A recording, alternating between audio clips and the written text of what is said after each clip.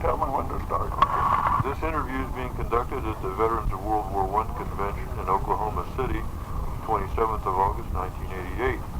I'm Dr. Jim Williams, and I'm here with Mr. J. D. Boyd. Mr. Boyd, would you just give me your full name and your age? Jess D. Boyd. I was born January the 4th, 1896. I'm 92 years old. Be 93 next January 4th. I was born on a farm until I did farm work.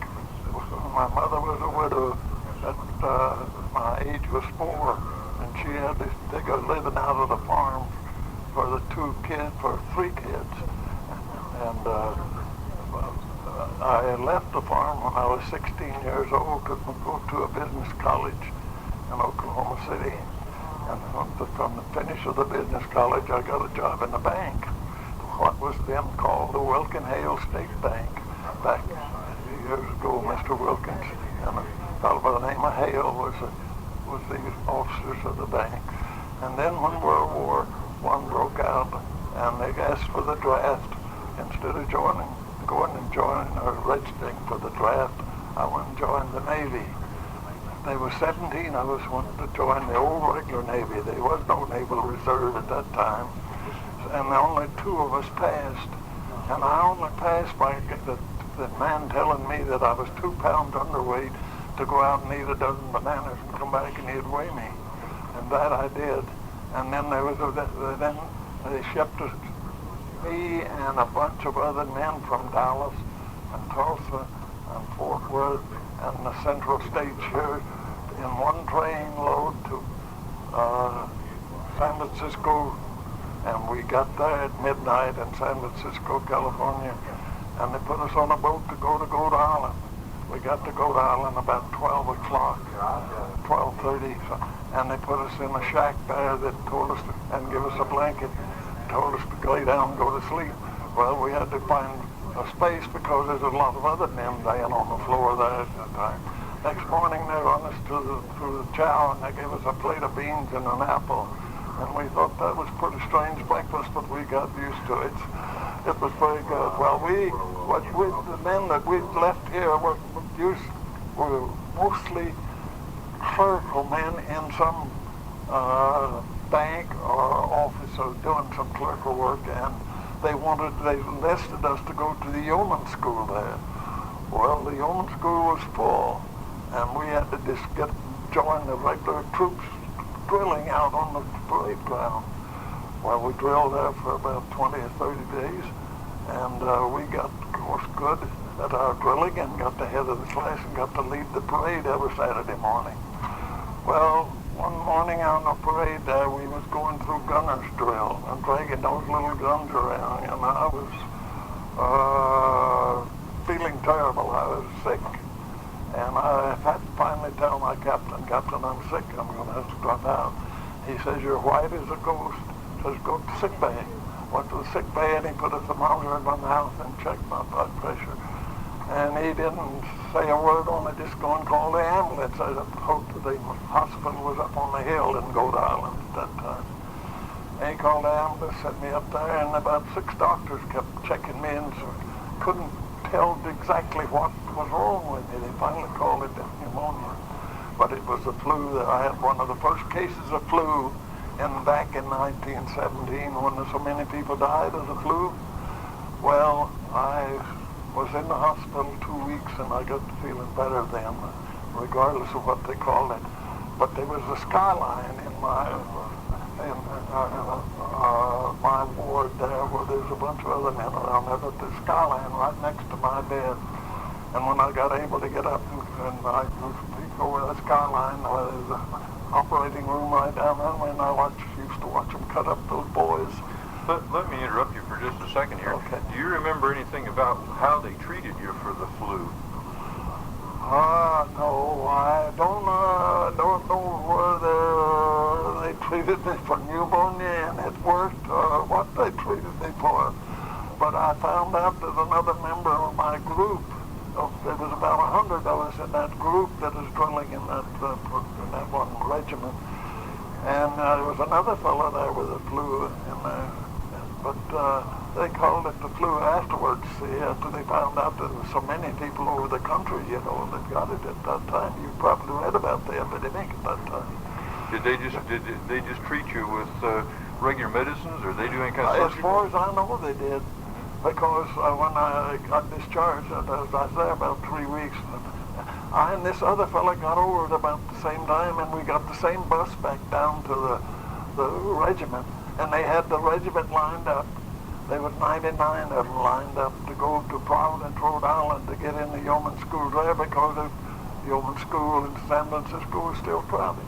Well, my commander says, well, I can only take one of you to Providence, and I'll have to Newport, and the other one will have to go to the Philippines. And so he says, I'll flip a coin, and he pointed to the other fellow, you call it.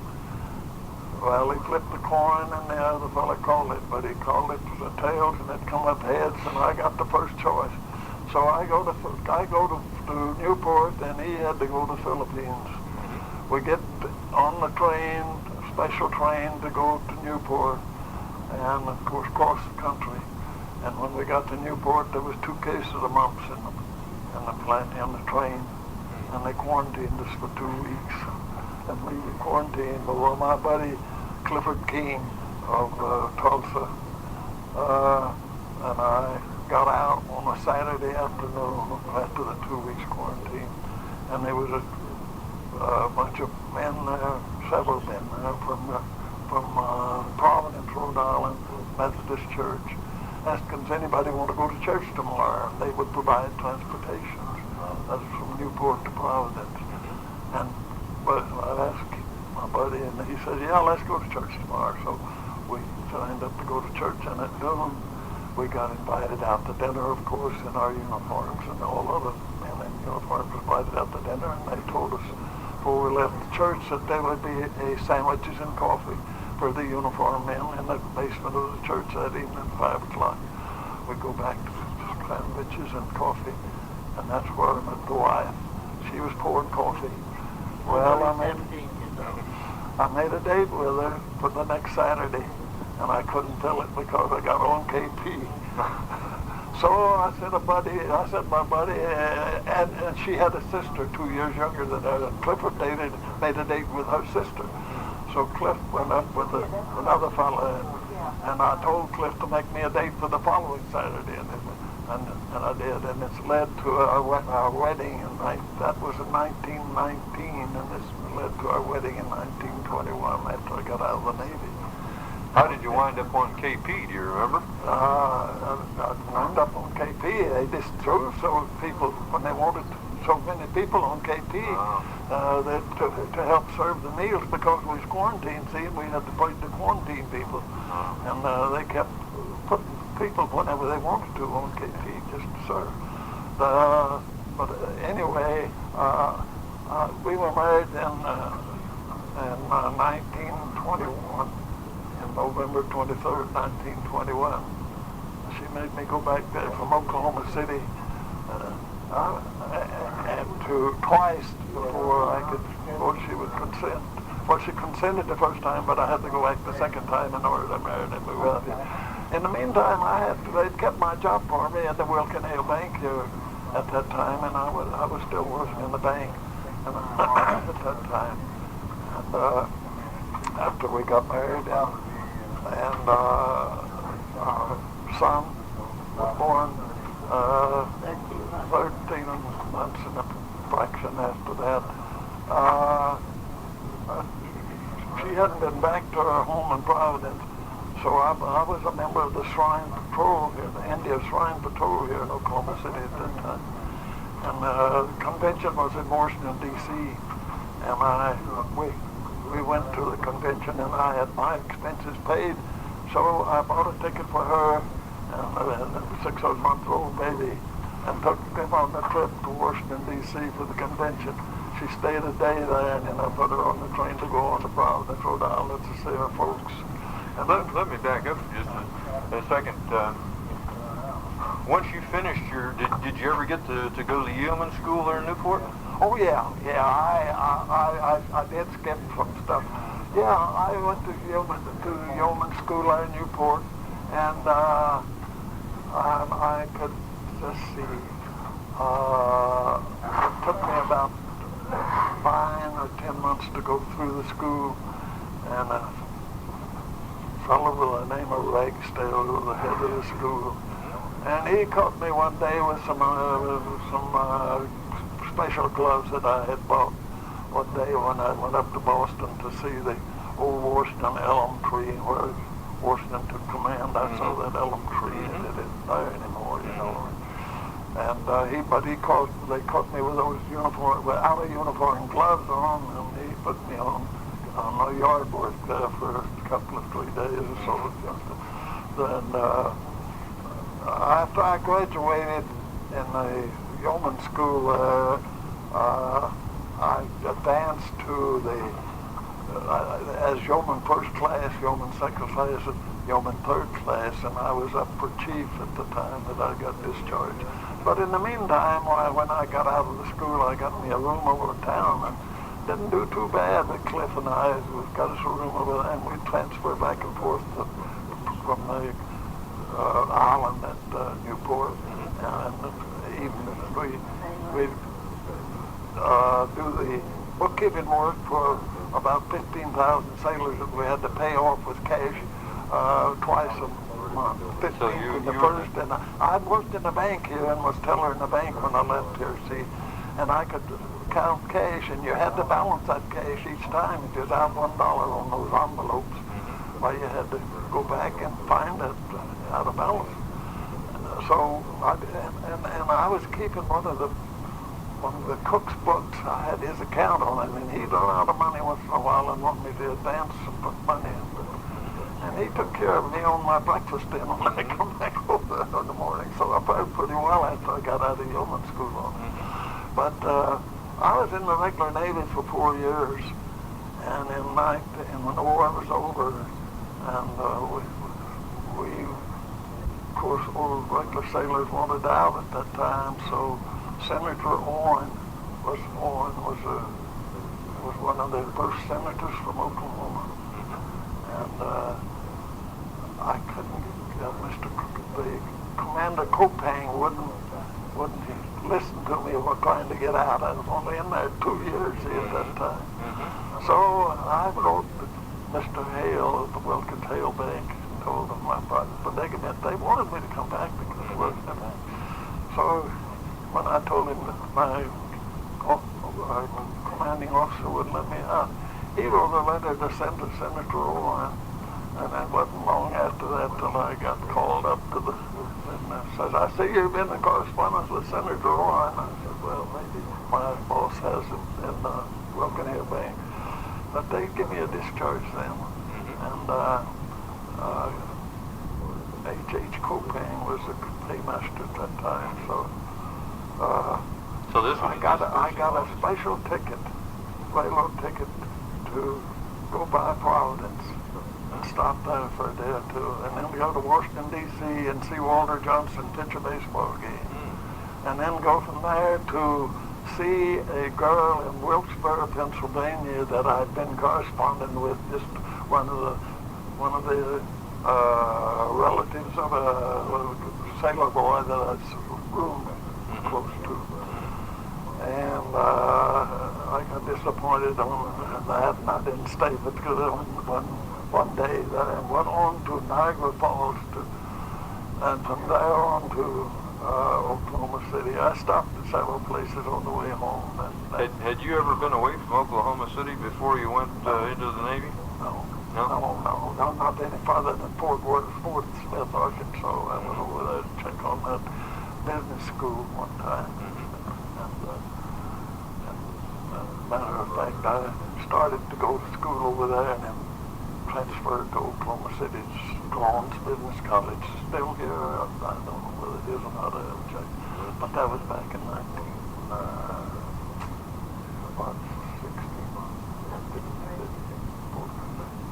I don't know. That's not 14, I guess. 14. Let's see. I was about 16, 17 years old. Yeah. Did you? What kind of ships were there at Newport that you had to work with? What kind of ships? Well, some of the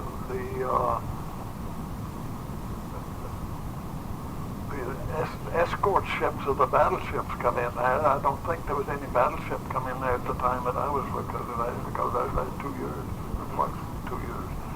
But the escort ships of battleships and others, the transport, the ship, the sailors across, those escort ships come in there all the time. And you acted as paymaster for all of their crews? Yeah, no, there was 15,000 sailors on the island that were training. They were under training, and we had to pay them off 15 days. Yeah, it was just, no, we didn't have to do the payroll for the ships. We had to do the payroll for about the 15,000 sailors that was there training and going in and out and coming in, you know, because they got the training, they'd be shipped out. After the war, did you get involved with, for example, the American Legion or any of the veterans groups? I joined the American Legion. I was a member of it for a number of years, but after I got, I worked in the bank until 1930 when they had the crash in 1930 when they had that crash, you know, on the stock market. A lot of people jumped out of the window, and the stocks went way down. Did that bank close then? Yeah, the Wilkin Hales Bank. I transferred over to American Bank. There used to be an American Bank and a First National Bank. American National Bank and a First National Bank. And two Johnson brothers run them both. One of them was a president. Hugh Johnson was president of the First National Bank. And Frank Johnson was president of the American National Bank. And I was transferred to the Wilkin Hales Bank after I was offered a better job in the American National Bank. And then Mr. Hale told me to take it, so I went over to the American National Bank in 1920. I prospered for 2 years after I got out of the Navy. And 1921, I guess it was. 21, and in April, I guess in April or May, somewhere along there, I went back there and I become engaged to her. And then went back in November and we were married. And I brought her out here in 1921, yeah, 1921, then November. And you could walk to the edge of town here at some time. Well, 16th Street in Robinson was a farm after that. Yeah, going south here that time, of course you run into Capitol Hill across the river, and still the exchange there. But while I was working for Wilkin Hale Bank, I used to ride that streetcar out to the Stockyards Bank out there and to exchange checks. If they had checks on us, if we had checks on them, we had to pay the difference one way or the other. And I had a satchel that I carried around, and I must have been carrying maybe $4,000 or $5,000 or sometime in that satchel from the various banks here. There was something about 8 or 10 banks at that time. What do you recall particularly outstanding about Oklahoma City at that time, besides the fact that it didn't go out past 16? Well, it was very noticeable. There was very few automobiles at that time, and I found about myself one from a fellow that wanted to sell it at the Wilkin Hale Bank. A fellow by the name of Jones. He was a wild one. He wanted the Windsor come out, the new car Windsor come out at that time. He wanted the Windsor. And he got the Windsor now. I think Winston, maybe it was a Winston. Well, it might have been. But anyways, he wanted that new car, and I bought his car. It was a Hopmobile at that time, but boy, it was really scant. And there wasn't too many cars in Oklahoma City, anywhere at that time. But I worked at the bank there up until in the 30s when that crash came here, and then I got out to selling oil stock at that time. Well, and I couldn't see that crash coming, and the hard times coming. But they did, and I got out of work and finally had to get a job with Uncle Sam when they were the WPA, Works Project Administration? Works Projects Administration it was. And old Bill Murray was governor, And you know about Bill Governor? Not really. He was the man that was governor, and he'd take his shoes off when he got in the governor's office. I sit around and talk to people with his shoes off. And then his son became governor after him. After that, he was quite a governor. But anyway, at that time, when I moved over to the other bank over there and got out, and when the crash came, I went with the government for purchasing agent for the WPA because FDR would let Bill Murray. He didn't like Bill Murray as a governor, and he wouldn't let Oklahoma have the money to run it as a state project. But he run it as a federal project, and I worked for the federal government then, and then transferred to Washington D.C. in 1941. After the works projects here, I helped buy the material for all of these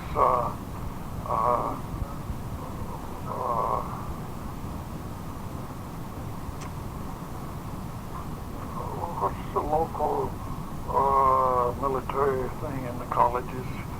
The ROTC? Yeah, the ROTC and the there's another one that let's call it. Anyway, these barracks and these community houses, there's about 50 or 60 of them around over the state. They're built out of native stones, most of them are. And there's some of them still standing. I read it in the paper the other day where some of those are still standing. And I helped buy the material to put into those under that Works Project Administration this year. He put out about 140 bids for that whole mess. Bought it all at one time and got a special prize, of course, buying so much. And we had, there's about 15 of us that worked in that payment, in that project administration office here. And we had to work for two nights. Because we had to had to mail all the bids out at the same time. And we got those out, and then we had to analyze them and to come back in, of course.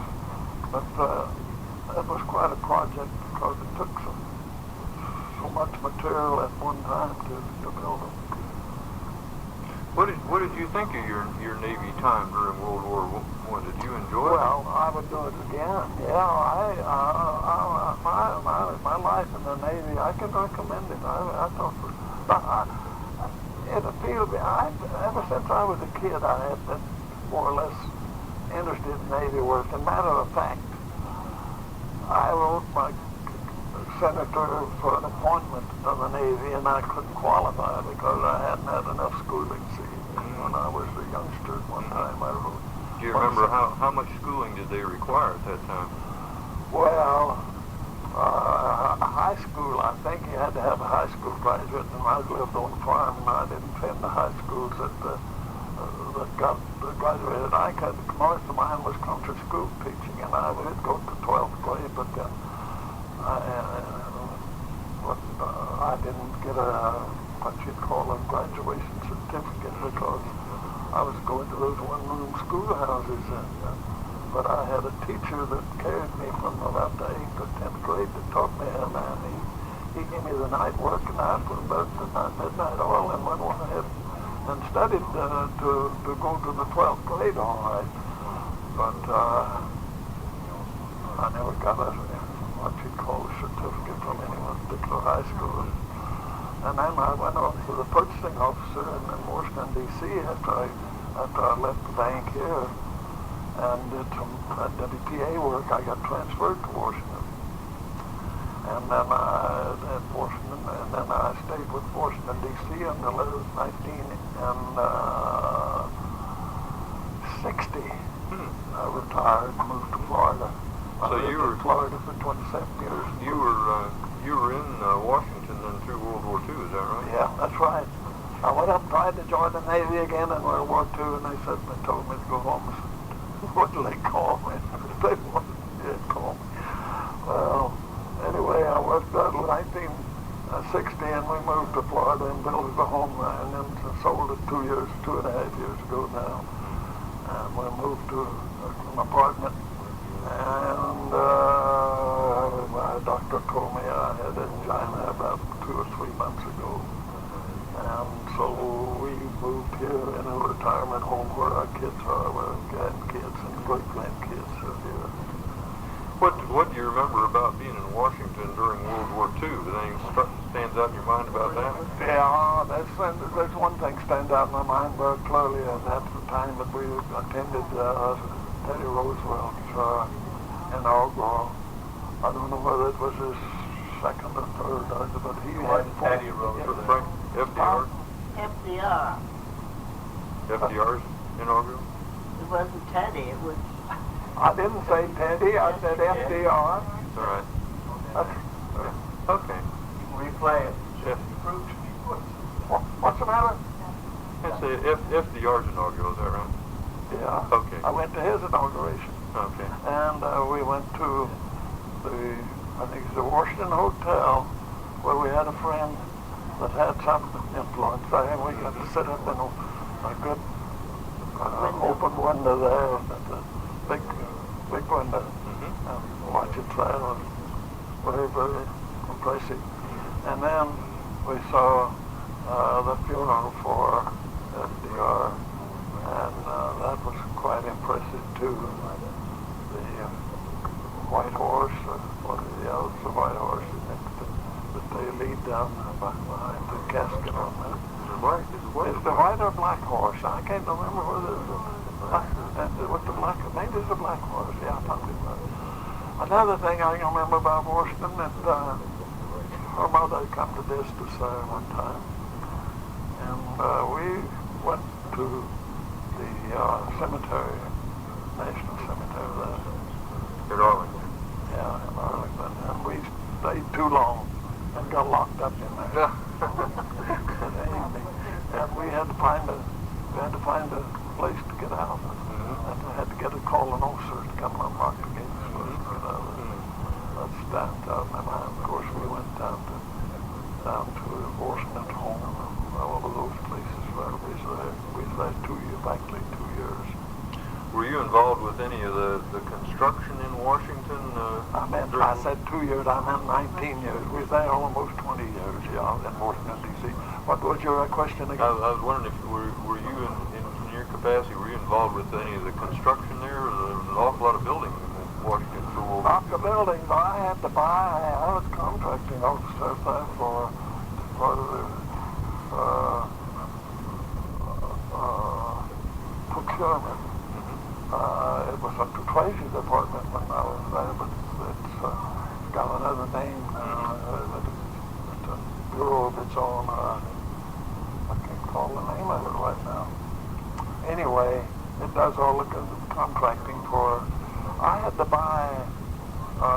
make contracts for line bulbs that all the government agencies, including the War, Navy, Air Force, had to buy off of these contracts I made for line bulbs, for batteries, and for, at that time, radios had to use little bulbs, instead of the things they use now. Tubes and Yeah. sort of things. Yeah, I had to buy all that stuff, make contracts for it. And I had to get them out on certain dates to be out ready to use at certain dates because, well, they had to have them, that's all. They light bulbs, fluorescent bulbs, and all of them. You had to buy them for that contract that I made. Was that much of a problem during the war? Well, no one, not even General Electric Company or Westinghouse Company or Sylvania would take the whole contract. I had to split them up. They'd only take a certain percentage. General Electric would take the larger percentage. Westinghouse was next, and then Sylvania, and then there was about 4 other companies, smaller companies that would get in on the contract. And if they could meet the price, I'd get them all to meet the same price the lowest price I'd get, and I'd get them all to meet it and then divide the contract up between about seven different light companies. Was that just an understanding that you worked out, or the companies worked out among themselves?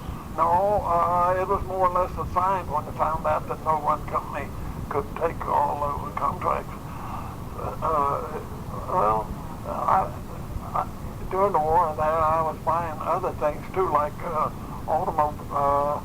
train wheels for Russia. No, I guess this is after the war. I had to buy train wheels for Russia. I had to buy telephone wire for Russia. And I'm just checking to see how much tape we got left here. okay. Go ahead. I had to buy things for Russia after the war. I stayed on that government there. And I remember I bought 20 tons of telephone wire for the Russians. And the Russians at that time was pretty shrewd. They wanted that telephone wire put up in hermetically sealed drums with oil and burlap wrapped around it.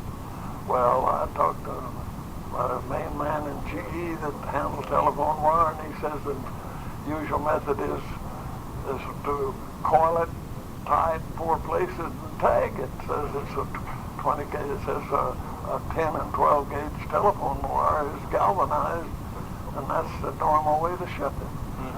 And it was going to cost something like $5 million to ship that order of telephone wire. I think it was some 20,000 pounds of telephone wire. Well, the Russians wanted to put up where they could use it 50 years from now. See that, so they could go and get it out of those steel drums. But they didn't get it because the FDR got in on that, because I went to my boss and told him how they wanted it wrapped and what it was going to cost. And he went to FDR, and FDR went to the Russians. I was going to